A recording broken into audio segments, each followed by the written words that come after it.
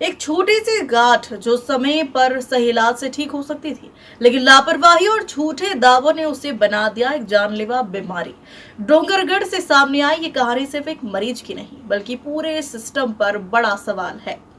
आरोप है कि श्री राम कृपा हॉस्पिटल के संचालक महेश तिवारी ने खुद को योग डॉक्टर बताकर बिना आवश्यक जांच और तय चिकित्सकीय मानकों का पालन किए इलाज किया और आज वही मरीज कैंसर जैसी गंभीर हालत में जिंदगी की जंग लड़ रही है। जानकारी के अनुसार वर्ष 2024 में डोंगरगढ़ निवासी कृति डकह को शरीर में एक सामान्य गांठ की समस्या हुई थी, जिसके इलाज के लिए वह श्री राम कृपा हॉस्पिटल पहुंची।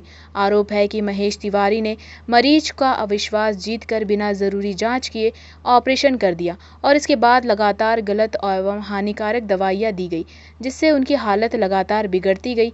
आज स्थिति यह है कि वह सामान्य बीमारी कैंसर जैसी गंभीर अवस्था में बदल चुकी है और पीड़िता जीवन के लिए संघर्ष कर रही है।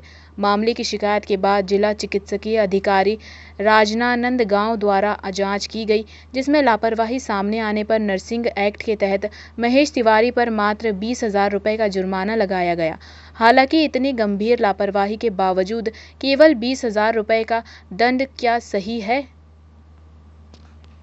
क्या हुआ, कैसा डॉक्टर के द्वारा क्या व्यवहार किया?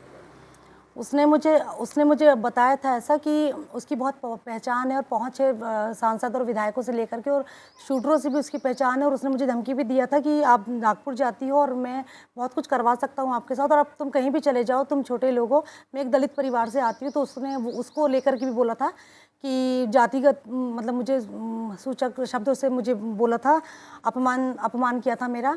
और उसने ये बोला था कि आप तुम कहीं भी चले जाओ, कौन तुम्हारी सुनेगा, और मेरी पहचान बहुत ऊपर तक है, सांसद और विधायकों से तक भी मेरी पहचान है, तो कोई तुम्हारा कुछ नहीं कर पाएगा। और जैसा कि उसने बोला था, आज वैसा ही हो रहा है कि रियल में कि कोई मेरा कुछ नहीं कर पा रहा, और मैं कुछ नहीं कर पा रही हूँ उसका, क्योंकि मैंने इतना 1 साल से मैं लड़ाई लड़ रही हूँ इस चीज़ की कि और किसी के साथ ऐसा ना हो जो मेरे साथ हुआ है, जो और किसी के साथ ना हो। लेकिन उसे सिर्फ इतनी सी सज़ा मिली है प्रशासन के द्वारा कि उसे 20,000 रुपये दे करके ले करके उससे और जुर्माना दे करके उसको छोड़ दिया गया है।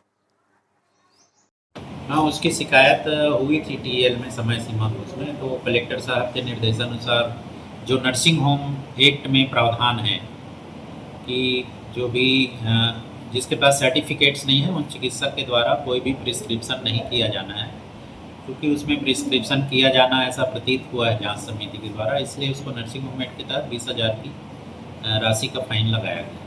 उक्त महिला ने